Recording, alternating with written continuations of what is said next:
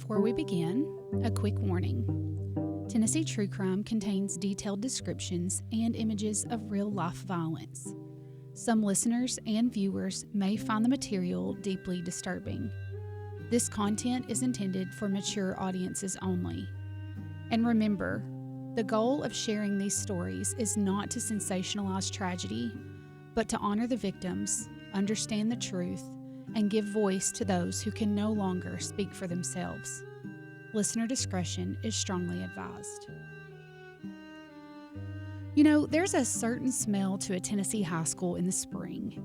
Fresh-cut grass from the practice fields, diesel fumes from the buses, a little bit of cafeteria pizza drifting up the hallway. It's the smell of endings and beginnings. Seniors counting down the days. Teachers desperately trying to just hold on. And teenagers learning for the very first time that love, heartbreak, and jealousy can burn hotter than anyone expects. But in the spring of 1998, down in Fayetteville, Tennessee, something darker was building, quietly, underneath the normal buzz of senior year. Something whispered about behind lockers. Something teachers brushed off as teenage drama. Something nobody believed could ever turn deadly. But it did. By the end of this story, a letter, a penny, and a moment of rage would leave a young man dead on the ground of his own high school. And the question that still hangs over Lincoln County to this day is simple. Was this the act of a cold-blooded killer, or the collapse of a mind spiraling out of control? They say the South never forgets. In Tennessee, she remembers everything. Welcome to Tennessee True Crime, where the shadows of the volunteer state's past meet the stories that refuse to be forgotten. I'm your host, Tiffany Morgan.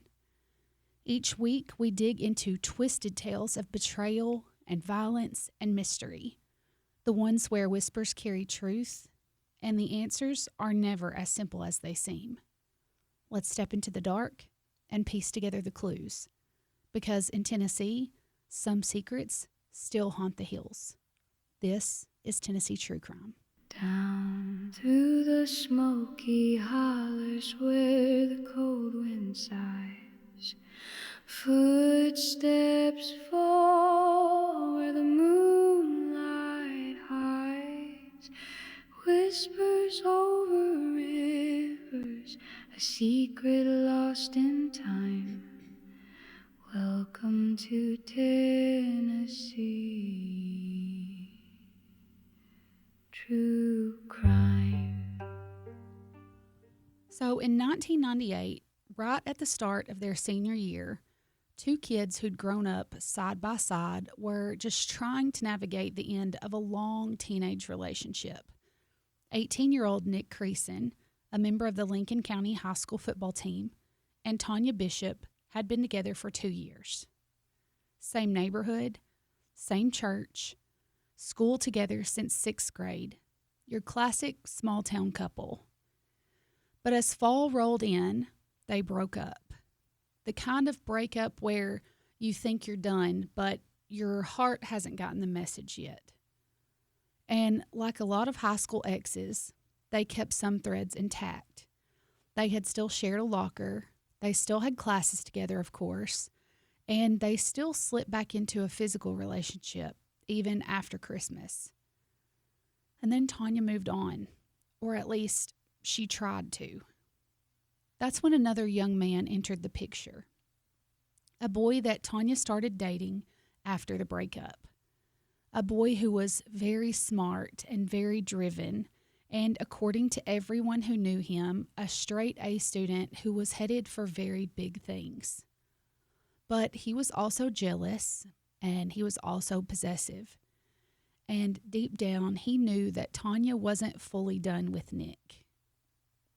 Y'all, I don't know about you, but high school relationships, they feel like life or death when you're in them. And then when you're older, you can look back and laugh. But What happens when one person doesn't laugh it off? What happens when they take it personal deep in their bones? Stick with me.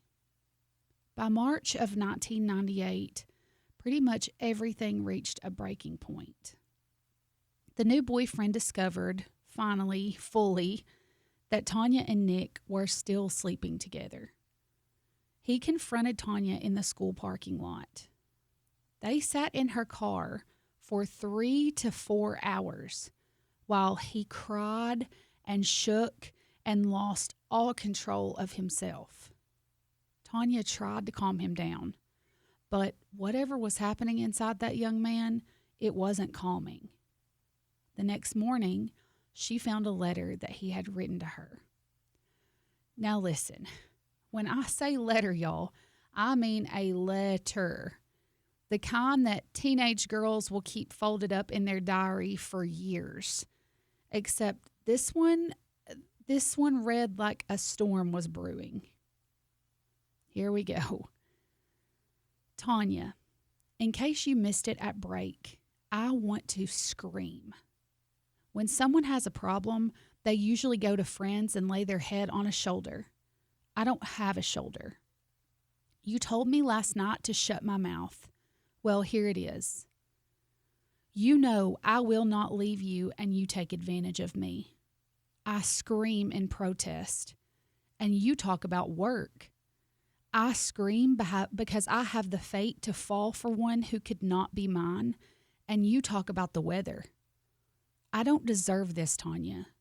From the beginning, I have given you nothing but my all. For what? To be with you. That is all I have asked. I am faithful. I am true. I am honest.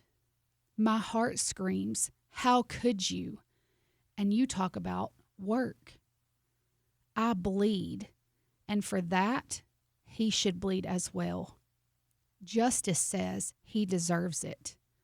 I want to hear his skin sear and pop under fire while I stand in front of him and recite the lyrics to Soma by the Smashing Pumpkins. I want to put a 3-inch diameter hole in his chest from a 12 gauge. I want to dip my finger in his blood and write the words to the song Mayonnaise on his truck. My friends say I should take his anger out on you. You know as well as I do, I can't do that. It must go somewhere. Thus the letter. Don't forget. Don't look innocent and say that I'm scaring you. If this doesn't show my pain, I will give up.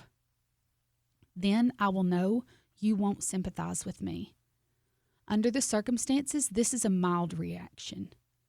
You told me not to keep it inside. This is what was inside. It's not all that is inside. Also inside of me is your heart, the sunshine you are in my life. But it has to rain sometimes. Remember, I love you. Jacob Lee Davis.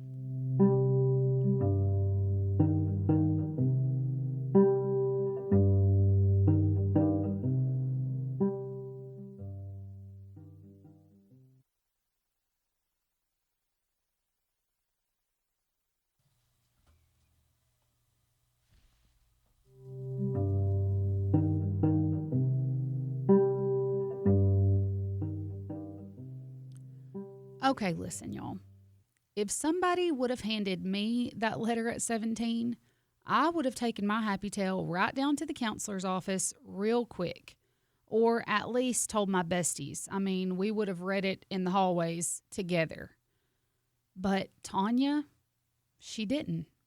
And she stayed with him. She kept dating him. And honestly, I do think a lot of teenagers would have done the same. Because when you're in it, you don't see the danger. You just see someone hurting and wanting you to fix it for them. And if you're like me, you think you can fix anything. If I had $1 for every boy that I dated and thought, oh, I can fix it.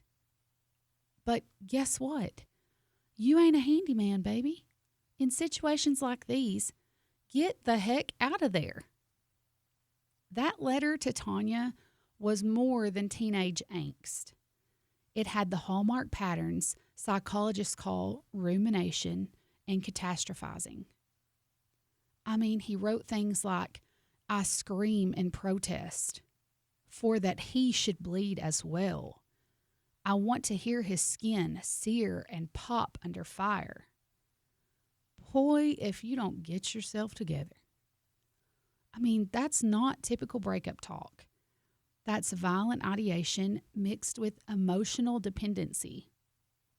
Jacob's mind was stuck and looping and obsessing and looping and obsessing.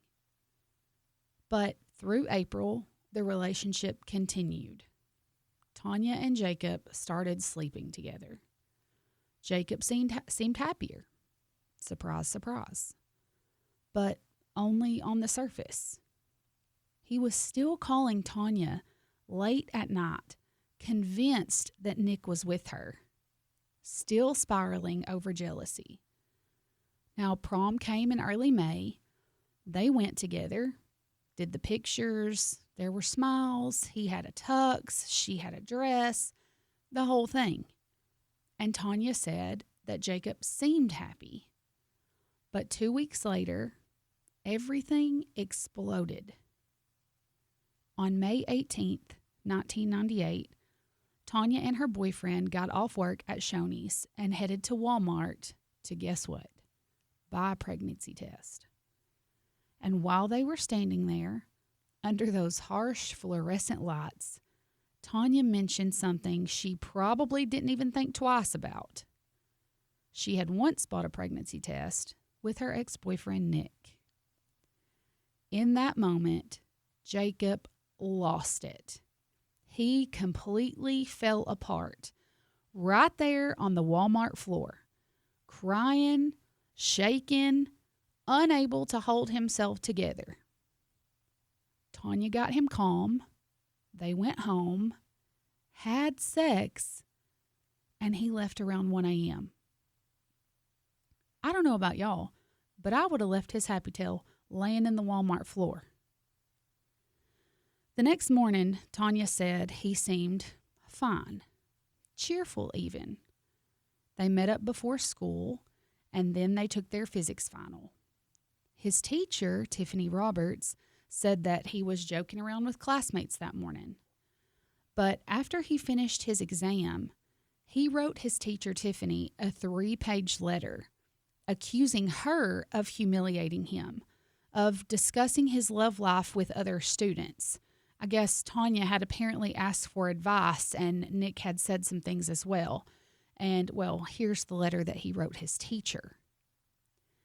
If the opinions you have formed of me have been strictly based on my academic performance, I highly regret and resent that you decided to make it a personal matter. Perhaps you knew what you were doing at the time, and perhaps you did not. But you dealt me a very devastating personal insult earlier this year by discussing my personal life with that bastard, Nicholas Creason. May his soul burn in eternal torment in the fires of hell itself. And the entire 4th period physics class.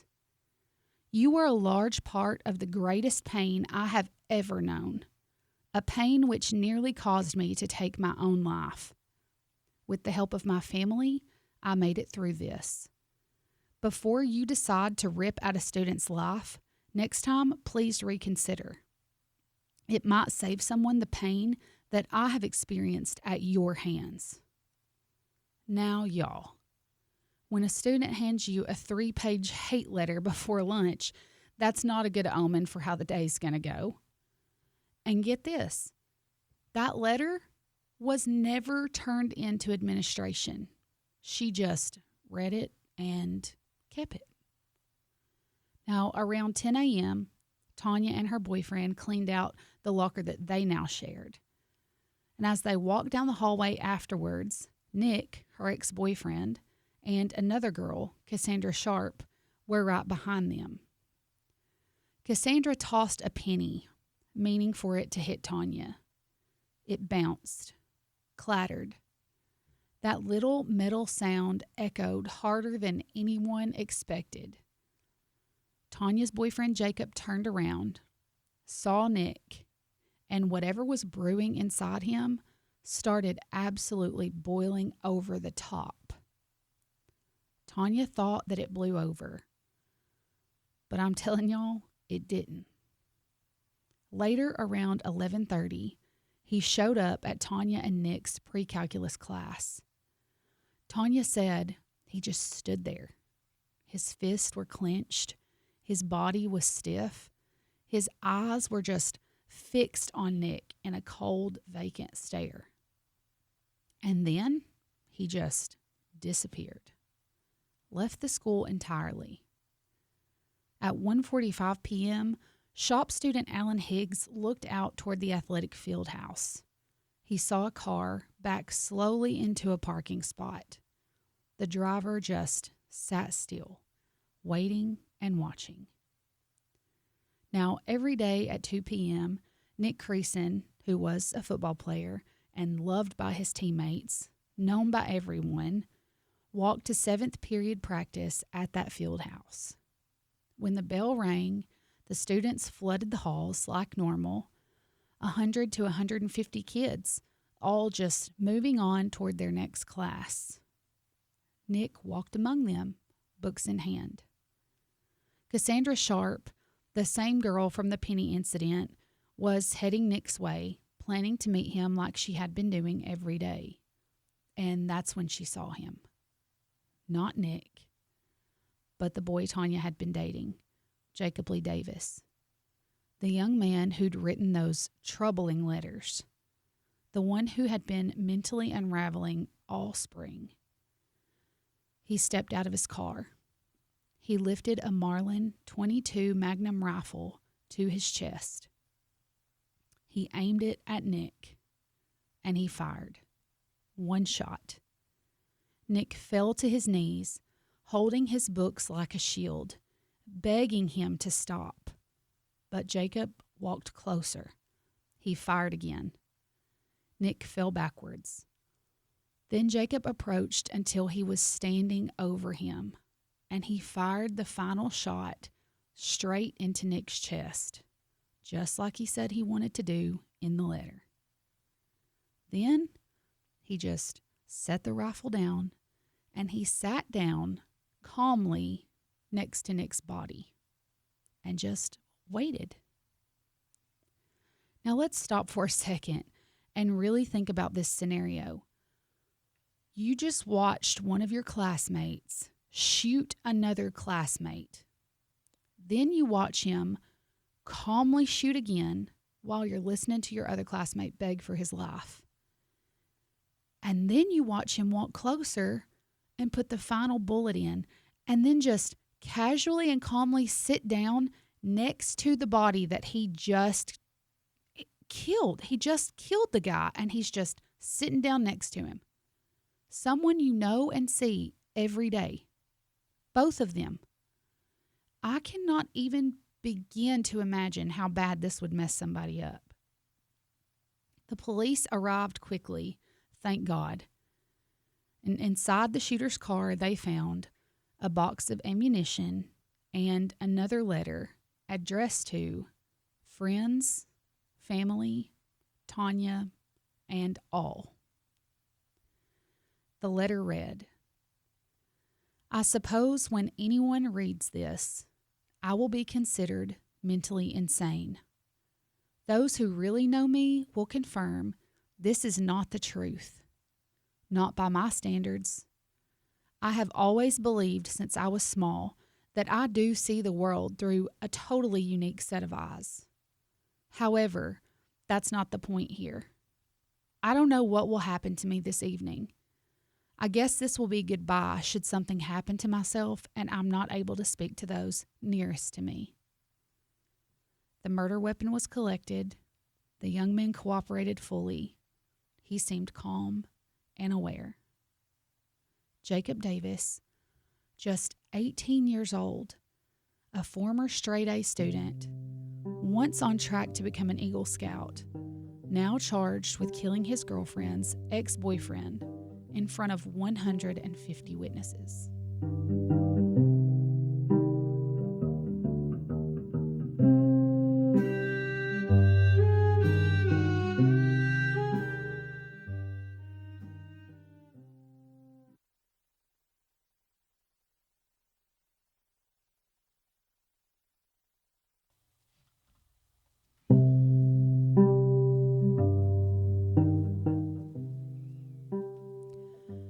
So the question obviously wasn't whether Jacob shot Nick or not. I mean, everybody saw it. Nearly 150 people saw it. The only question was why, and whether Jacob was mentally capable of forming intent. His mother testified first. She talked about all the nights that he'd been staying out till dawn, how his grades that once were straight A's were now absolutely plummeting, how he barely slept anymore, how he came home once with cut on his wrists saying that he wanted to die. His mother said that he'd been changing ever since he started dating Tanya, and a parade of friends and even teachers said the same thing. Then came the experts. There was defense psychiatrist Dr. William Kenner, who said that Jacob suffered from severe major depression. He had psychotic features and auditory hallucinations. He also said that he had a genetic predisposition to mental illness. Now, Dr. Kenner said that Jacob had been hearing whispers, voices calling his name, criticizing him, especially in the days leading up to the shooting.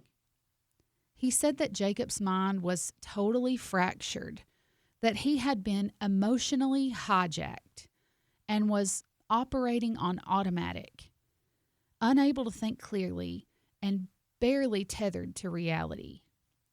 But we know how court goes. There was a state's witness too, and that state expert totally disagreed. Dr. Sam Craddock said that he did agree that Jacob was depressed, but he was absolutely not psychotic. He was not detached from reality, and he was definitely not incapable of forming intent to kill someone. Dr. Rokia Farouk said that Jacob had only reported hearing a voice once, and that it did not match true hallucinations. They believed that he was jealous and obsessed and angry, but aware. And they also pointed out that most of these issues were coming from his own self-induced sleep deprivation. He just was not sleeping, which can make a person feel crazy. Now, they pointed to Jacob's planning, the letters showing fixation on hurting Nick, his complete and total awareness after the shooting, his very calm, almost scary surrender, his ability to drive to school with the weapon, his deliberate aim, and repeated shots. To them, this was absolutely intentional and definitely not delusional.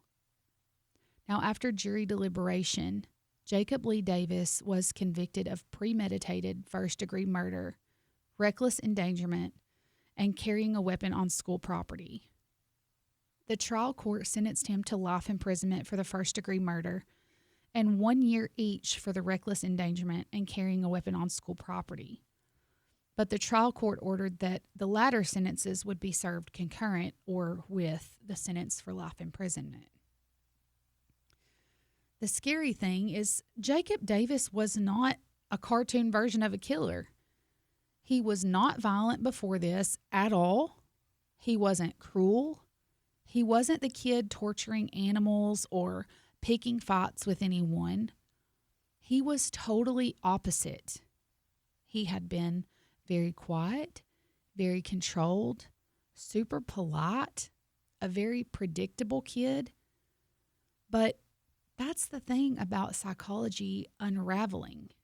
It does not always start loud. Sometimes it starts with a whisper. I mean, how many of y'all have looked back on a relationship and realized, sheesh, those red flags, they were there the entire time. I just didn't know how to read them. I mean, I personally could write y'all a book, and most of y'all could contribute a chapter or two if we're being honest. Now, Tanya and her friends, they absolutely saw the cracks. His jealousy, his total insecurity, his sudden, huge emotional swings, his fear of losing control over her. I mean, again, if I'm in Walmart with you and you're breaking down, writhing around in the floor, I'm out. You're on your own acting like that. And I'm certainly not going home and doing the deed with you after that. Heck no. But in high school, to some people, that just looks like, oh, he really likes me. And adults, well, frankly, they almost always underestimate teenage pain. Now, this case, it still sits heavy on Lincoln County. I mean, Nick Creason was just a kid, a football player, a son, a friend just walking to his seventh period. And the thing is, Jacob Davis was just a kid too. Brilliant, but troubled and unraveling in plain sight. And the truth of it is, 2 lives really did end that day. One in the dirt outside of the field house, and the other in a prison cell. And Tanya, she walked away with scars that nobody can see. Let me ask y'all something. At what point should someone have stepped in? When he wrote the first letter? When he collapsed on the Walmart floor? When he handed his teacher that 3-page tirade? How many warning signs do we ignore because they come from teenagers? And how many tragedies could be stopped if we took young people's pain and their darkness a little more seriously? Adults underestimate teens. I mean, teenagers really underestimate their own darkness. And let's face it, mental health in the 90s, especially for young men, was not talked about. Not in the South, not in most homes, not in most schools. Heck, it's still not talked about as much as it should be. And so there goes a crisis untreated, and a horrible tragedy unfolded. If Jacob had gotten help, real actual help, therapy, medication, intervention, would Nick be alive today? We can't know. But here's what we can take from this story. We need to pay attention to sudden personality changes. I mean, if he was a straight A student, a quiet, polite kid, everybody loved him, and then all of a sudden he's absolutely spiraling out of control, why did no one notice enough to intervene? Don't dismiss threatening language as teenage drama. Emotional breakdowns of that kind are not normal. Violent thoughts on paper should be taken very seriously.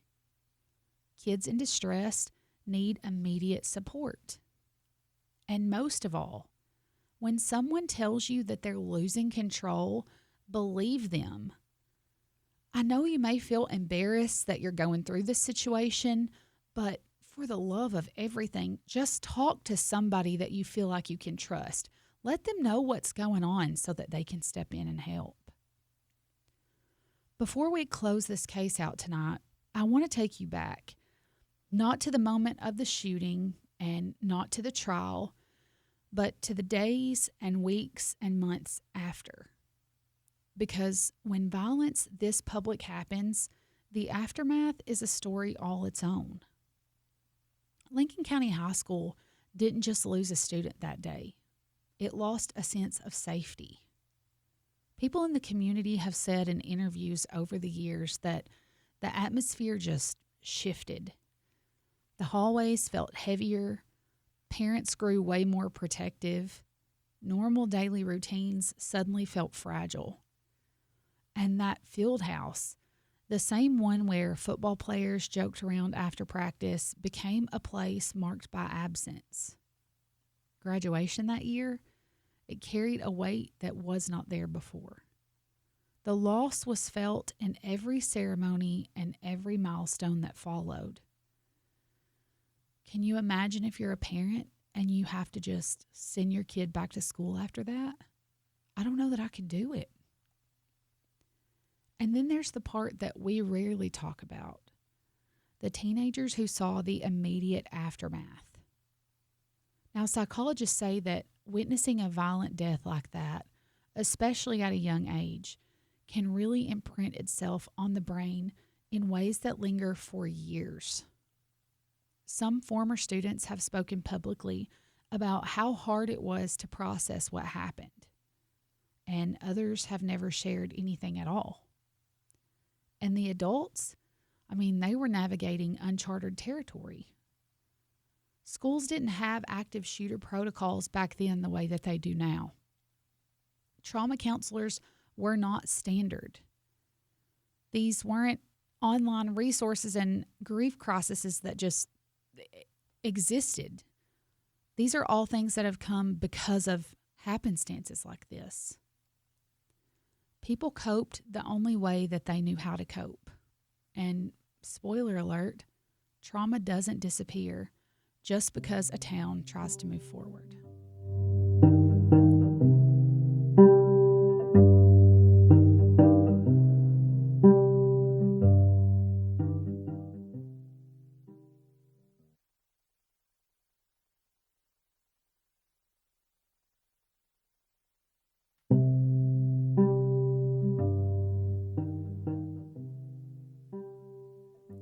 Now, in the aftermath of this shooting, many people in the community wrote letters.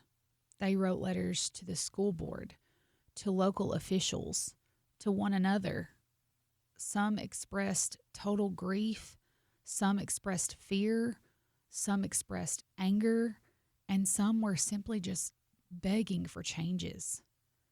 Now, while most of these letters were private and not part of the public record, it's clear from reporting that the community was obviously in pain and searching for answers. How does something like this happen? And nobody ever thinks that anything like this will happen. Not here, not in my small town, but it can. And Tanya, well, her experience is largely private. There are no public records detailing her emotional state after the shooting. But what we do know is this. She lost someone that she had been close to. And she was tied forever to someone who committed an irreversible act of violence. For any teenager, that would be a complex and devastating burden. Every memory, every shared moment, every letter, every conflict, all of it became intertwined with a tragedy that she never asked to be a part of, but that would be attached to her name and stamped on her forever. Trauma is not linear, and hers, whatever it looked like for her, was almost certainly complicated. You know that she probably loved both of them in their own way. How do you even cope with something like that? People in Fayetteville didn't just want justice. They wanted an explanation. Some saw the crime as pure rage, a blind, jealous act, and others focused on Jacob's mental health and the signs that something deeper was obviously unraveling. Both views existed side by side. And honestly, both things can hold truth. A person can be mentally ill and responsible for their actions. A person can be unraveling and still be dangerous. A person can ask for help but still choose to harm others. Now, the courts ultimately ruled that Jacob understood what he was doing, even though he says he couldn't have formed intent. Well, those 2 letters that you wrote detailing what you wanted to do to him kind of says otherwise. The community continued wrestling with the why for years. Some remembered the polite, soft-spoken boy that they grew up with, and others just remembered the young man who carried a rifle into the school courtyard. Both versions existed. One just overpowered the other. Nick Creason's family still keeps his memory alive. Former teammates still talk about the energy he brought to the field and the kindness that he showed others. Jacob Davis is serving life in prison with a chance of parole after 51 years of his sentence have been served. His case continues to be referenced in discussions about adolescent psychology, threat assessment, and school safety. Now, as for Tanya, she built a life beyond that moment as best as anyone could, really. But again, tragedy doesn't just disappear. It settles into your bones and it reshapes the world around you.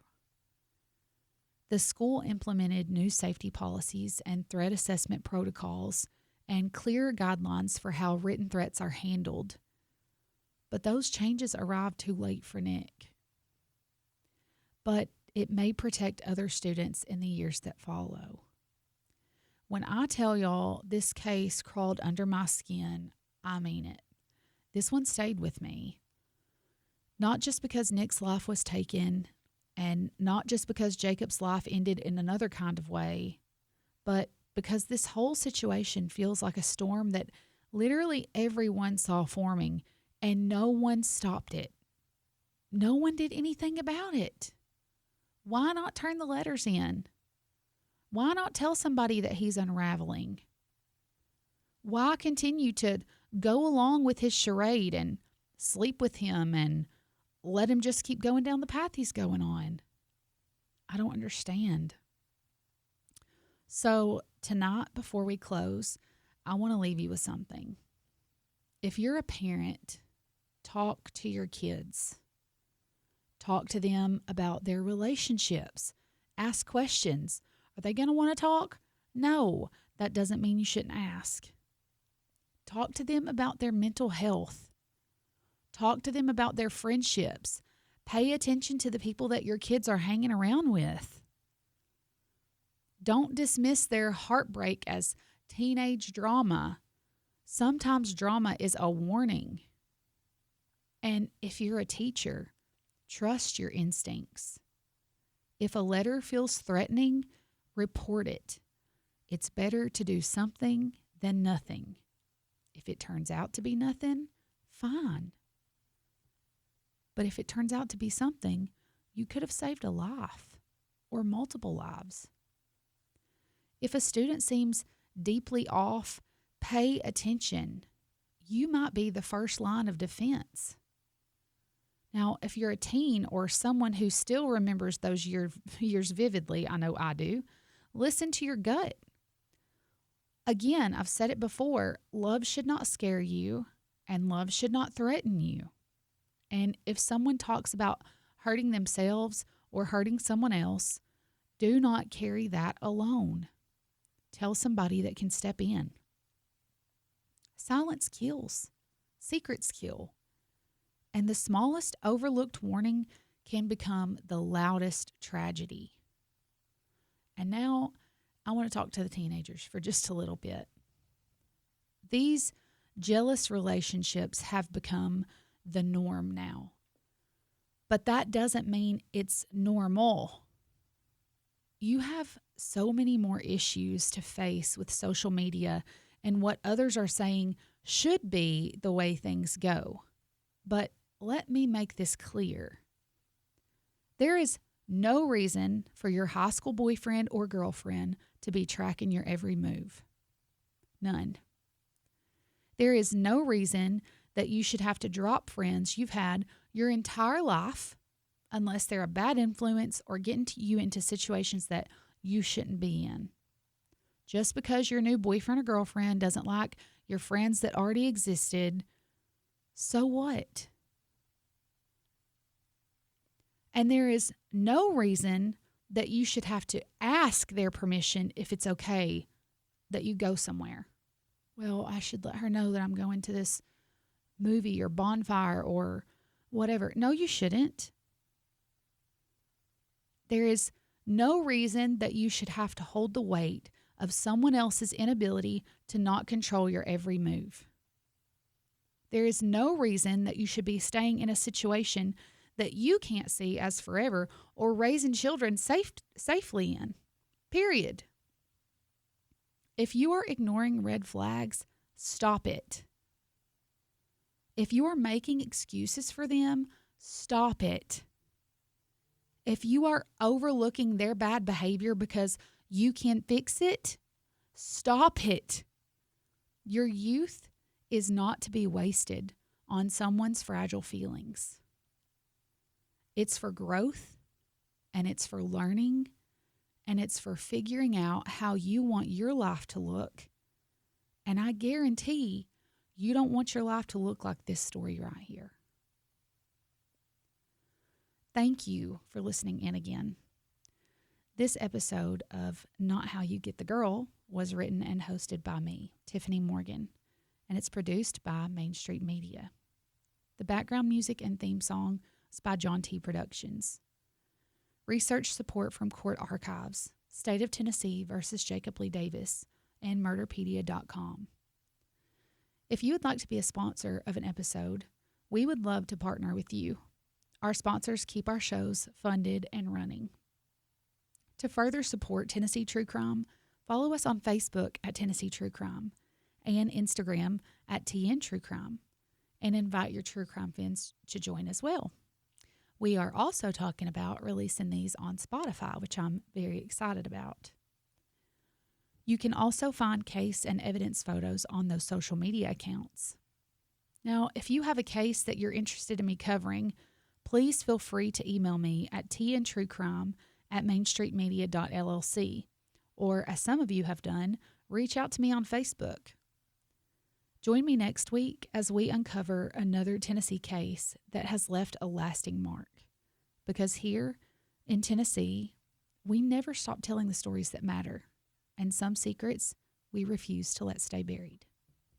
Down through the smoky hollers where the cold wind sighs, footsteps fall where the moonlight hides, whispers over rivers, a secret lost in time.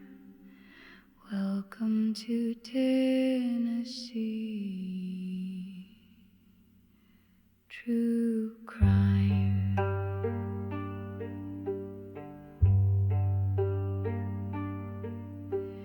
Dark tales in the mountains where the mist won't lie, echoes of the fallen under starless skies. Hear the hush of memory, the voice of the unsaid. This is Tennessee true crime, where the shadows tread.